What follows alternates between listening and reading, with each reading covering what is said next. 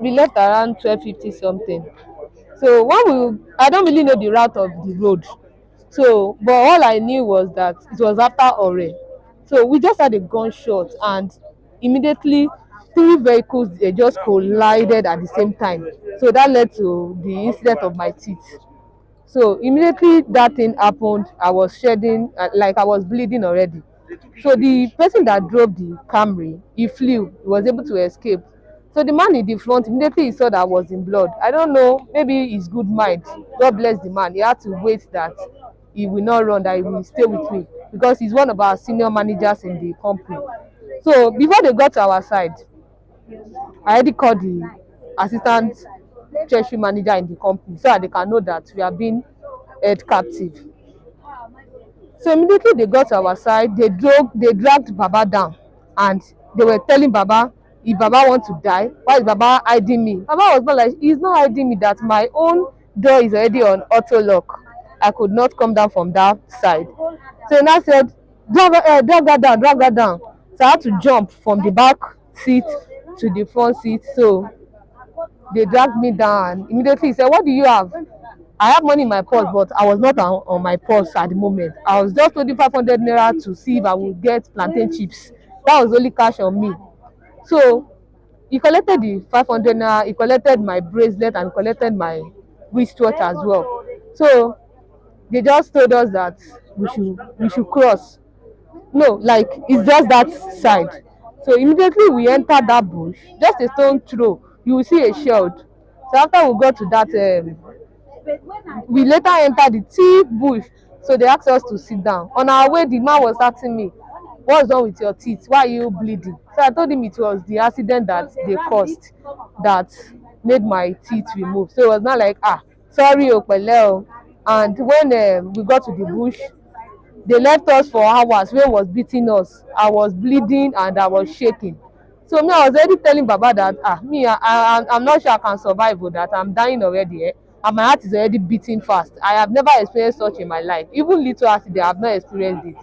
So Baba now said I should lie down on his leg, that maybe I will regain strength instead of lying on my own. So after that, they came back to us. Baba was telling them that this girl is dying, no, abeg, if you have any paracetamol. They say make she die now, why she dey pretend for that small blood? So Baba come dey say these people say he just pray that they will not just slaughter us instead of killing. I don't even know. So a few hours later in the night, they told us that hope we know the reason why we are here, that we should not be scared of sexual harassment, that they are not going to harass us sexually, but they need money, that they are thief. They need money. They want to travel to London. They want to leave this country. That Tinubu is not. They are sure mentioning a lot of names. That. So after that, we called our family. Before the calling of family, we negotiated with them. After we negotiated with them, they said 70 million for Baba and I. So Baba pleaded and they said 20 million is okay. So we called the family. They said, okay, oh. Then later that night, we had to walk close to 4 hours inside the thick bush. There was no road though. It was just inside the thick bush. We were just trying to struggle.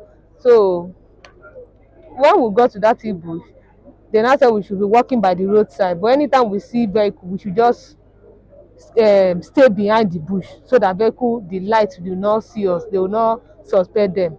So that was how we walked for close to 4 hours in the midnight. And eventually we had to cross the road. When we crossed the road, they asked us to sleep over the night there. But that place, it was very close to the road, whereby you can even hear the sound of vehicles and horns. So that was where we had till Friday morning. They said we should call our family again. They gave us phone, because immediately we are done calling, they will collect our phone. They will shut it down. So after that, in the afternoon around to 4, everybody was already lying down. We were just dozing. On Friday afternoon, that was when the Nigeria police came to rescue us. We never knew it was Nigeria police. So all of a sudden, we just, because they were already lying down, they were sleeping, some were just dozing off, because they were right behind us. We were here, they were right behind us. So immediately we just had a gunshot, and all we had was their running footsteps. They just ran past us. So this woman was not like, she will stand up, oh, that is like his Nigeria police. Oh. So Baba was like, no, make she not stand up. Oh. We were arguing at that moment that she should not go and kill herself, oh, that they might be their stronger enemy that still have target. So the woman said she will stand up, that these people does not look like stronger enemy. So immediately she stood up. She was the one that had the courage to stand up. So immediately she stood up, she just saw the Nigerian police and she just shouted, we should come, oh, there is Nigerian police that came to our aid. Oh. Where were those people then? They ran away immediately. So immediately they had a gunshot, they just stood up, they ran behind them in front of us. So it was this woman that had the courage to go and check what was happening, because we're already perceiving like tear gas. We're already closing our eye and blocking our nostrils. So immediately she told us that it's Nigeria police that we should come out. Oh. We just stood up and we ran. So it was the Nigeria police that helped our life. Oh. Okay, in the process of your being with them, did they talk to you like normal human being, petting you, or they rough handled you? No, they never rough handled us, but they were just billing us for money. Initially they told us they were not going to beat us, but if we don't cooperate, that is when they will beat us, and they are not going to do any form of sexual harassment. You said they were billing you, like how much? It was 20 million. 20 million. How many people are there? Sorry, please. How many people are there? They were 5 in number. What tribe can you be? Are you Yoruba or South or Fulani? Myself or them? I mean them. They are Fulanis. Now, how will you describe the professionalism of Nigerian police force that ensure your rescue? I'm short of words, because if they say it's Nigerian police that will come to our rescue, or more, I go better more. Because Nigerian mentality is like police are not working, they are not working, all they know to do is bribe. Because I was so shocked when I saw the mass of the policemen.